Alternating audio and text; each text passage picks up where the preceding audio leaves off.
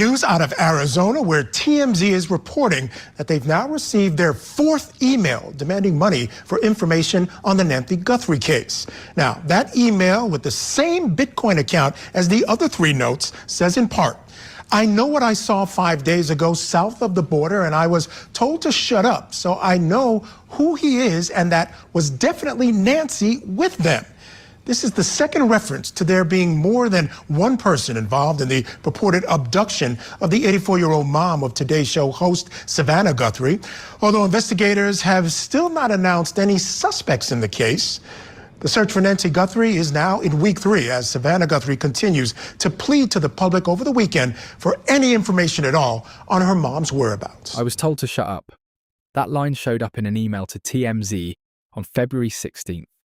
The fourth message from someone claiming to know exactly where Nancy Guthrie is being held.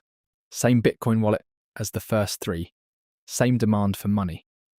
But this time, the details got specific. South of the border, multiple people. A claim that he saw her, with them, 5 days ago. If any of that's true, it changes everything about the biggest missing person case in the country. An 84-year-old woman, gone 17 days. And someone says he knows exactly where she is. But there's a word doing a lot of heavy lifting in that sentence. If. Before we get to what's in that fourth email, and it's significant, you need to understand the three that came before it.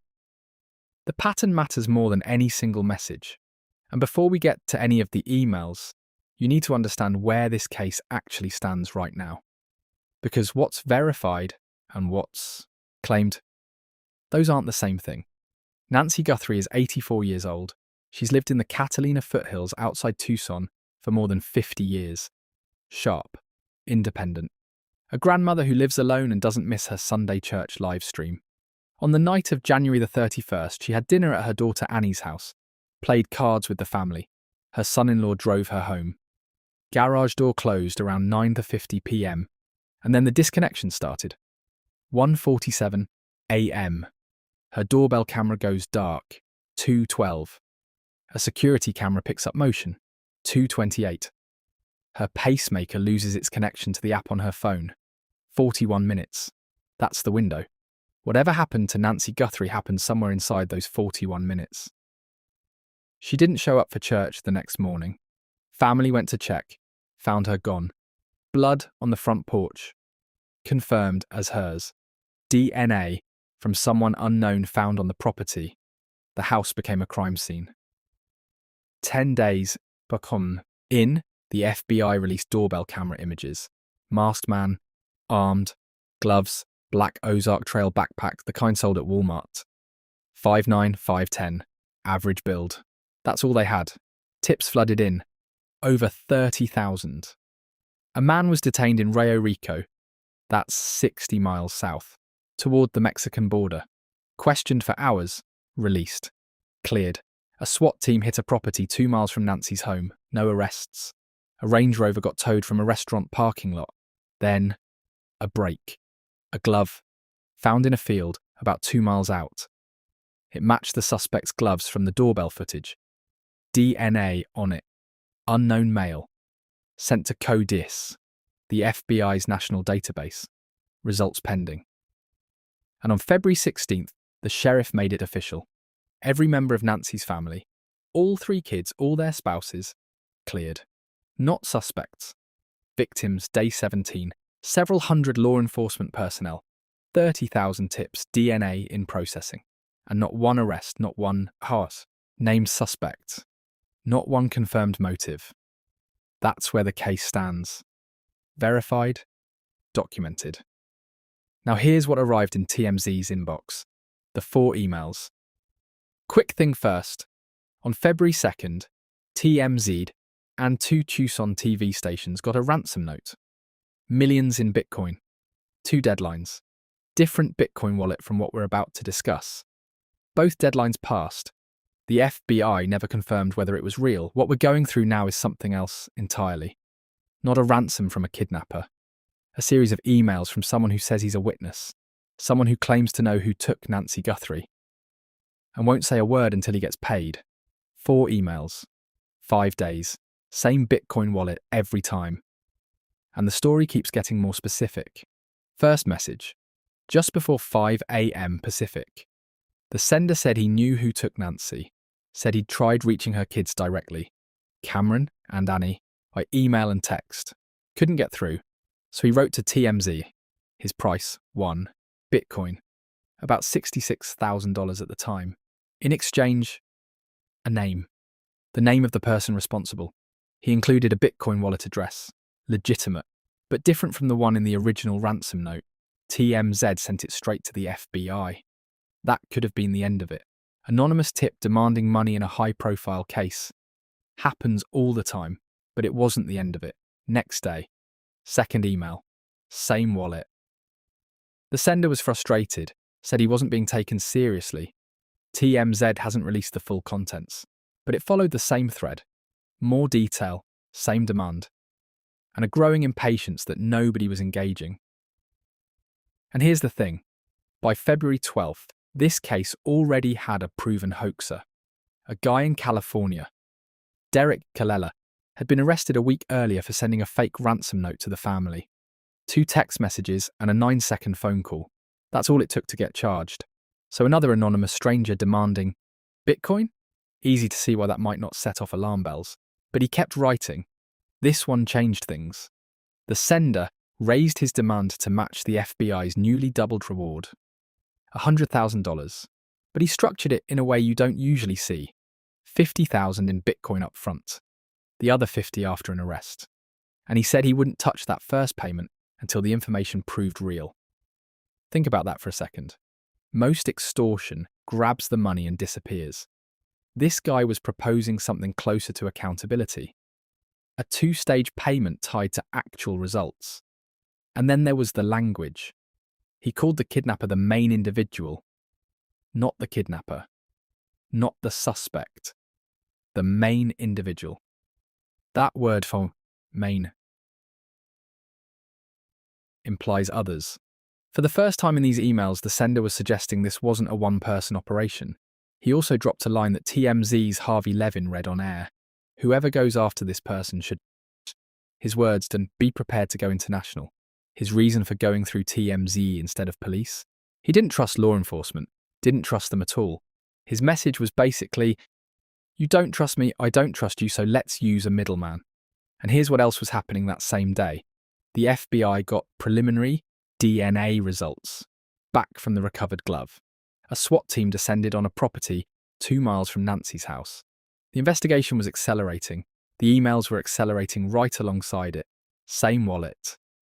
Fourth message. And this time the sender didn't just make claims. He described what he says he saw. I know what I saw 5 days ago south of the border, and I was told to shut up so I know who he is, and that was definitely Nancy with them. Every phrase in that sentence is doing work. So let's take it apart. South of the border, Tucson sits 60 miles from Mexico. The man who was previously detained and released, that was in Rio Rico, a community right on the way to the border. I was told to shut up. You don't get told to shut up by strangers. That implies proximity, some kind of connection to the people involved, or at least, that's what the sender wants us to believe. I know who he is. Not they. He, specific. The sender claims to know the kidnapper by identity. That was definitely Nancy with them. Them, not him, them. This is the second time across these emails that multiple abductors have been referenced. First in the main individual phrasing, now here. And his reason for not going to the FBI directly. A burglary conviction. 10 years old. He says he's scared that coming forward would make him a suspect, not a witness. Still wants $50,000 in Bitcoin. Here's a detail worth sitting with. 5 days before this fourth email would be February 11th. That's the same day the first email was sent.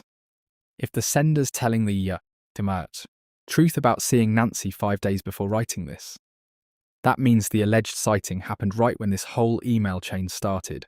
4 messages, same identity, escalating detail every time, and a claim that, if it holds for means Nancy Guthrie is alive, held by multiple people, across an international border. But that word hasn't gone anywhere. It's still sitting right in the middle of all of this. If, the intermediary.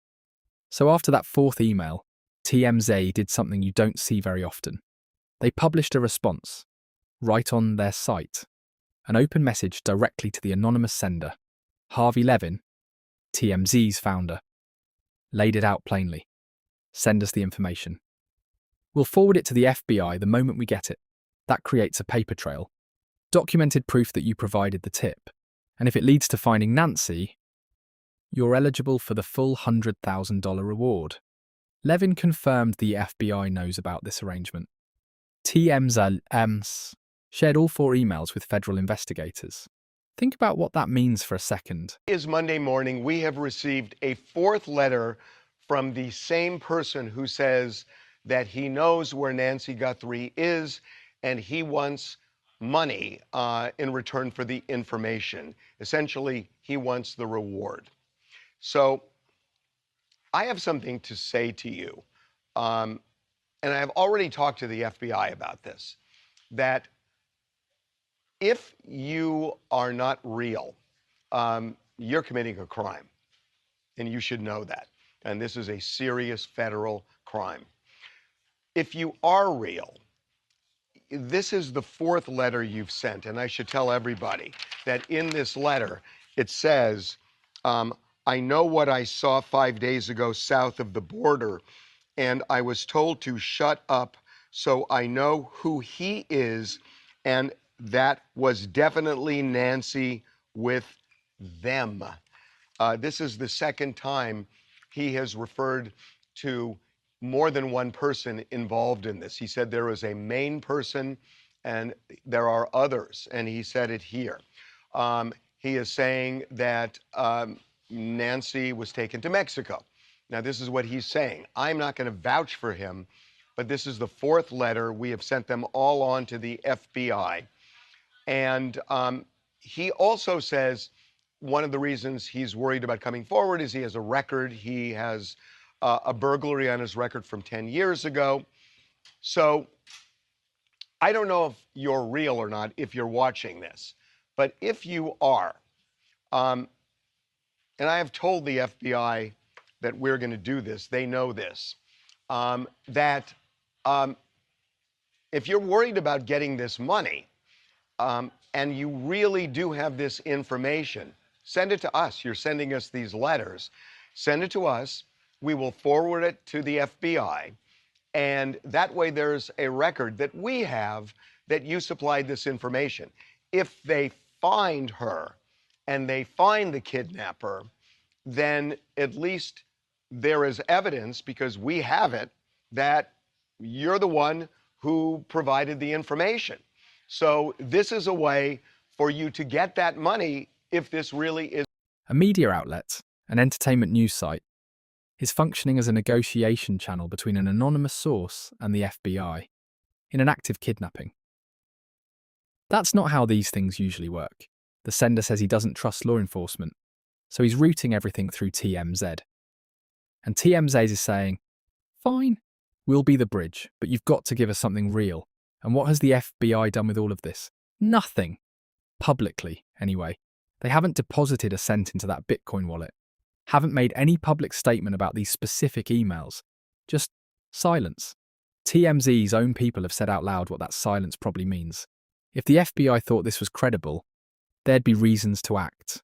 The fact that they haven't. That tells you something. Or it might. But here's what's happening alongside that silence. Regular people, strangers who have nothing to do with this case, have been emailing TMZ offering to crowdsource the Bitcoin payment themselves. They can't figure out why the FBI won't just pay. They want Nancy home, and they're willing to fund a tip from someone who might be completely making this up. That gap between institutional caution and public desperation is where this whole case lives right now. So, is this person real? There are reasons to take it seriously. 4 emails over 5 days. That's not a one-off. That's persistence. Same Bitcoin wallet every single time. A consistent identity that hasn't shifted or contradicted itself. Each message builds on the one before it. The reference to multiple abductors showed up in email 3, before the more detailed claim in email 4. The Go International warning and the south of the border claim track with each other. And that payment structure. Half up front, half after an arrest. with a promise not to touch the first payment. That's unusual for someone just trying to grab money and run, and there are reasons to doubt every word of it. Derek Kalela, arrested February 5th, fake ransom note. 2 texts and a phone call that lasted 9 seconds. This case has already produced someone willing to exploit a family's worst nightmare for attention or money. The sender wants Bitcoin, anonymous, hard to trace. His stated reason for avoiding police, a burglary conviction from a decade ago, is convenient and completely impossible to verify without knowing who he is. And the FBI, the agency with the resources and the mandate to chase down exactly this kind of lead, they haven't paid, haven't responded publicly, haven't given any indication these emails are worth pursuing. This case has been drowning in unverified messages since the beginning. Ransom notes to media outlets. Communications that nobody's been able to authenticate. When a case gets this much attention, the noise gets loud, really loud. And somewhere in all that noise, the actual signal, if there is one, gets harder and harder to find.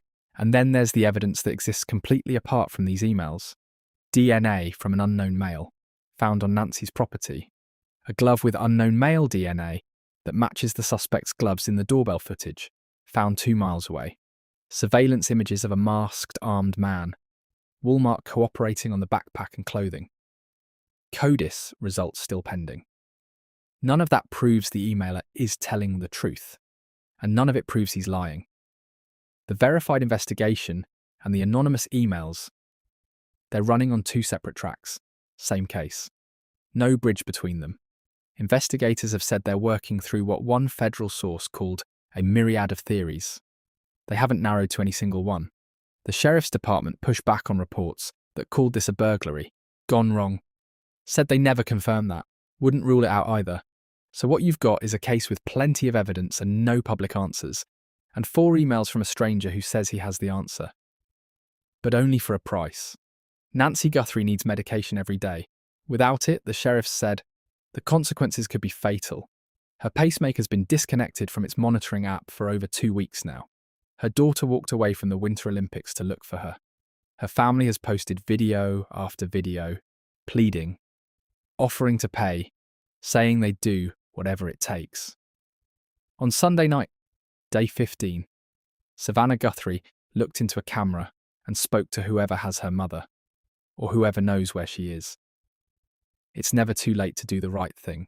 It's been 2 weeks since our mom was taken, and I just wanted to come on and say that we still have hope.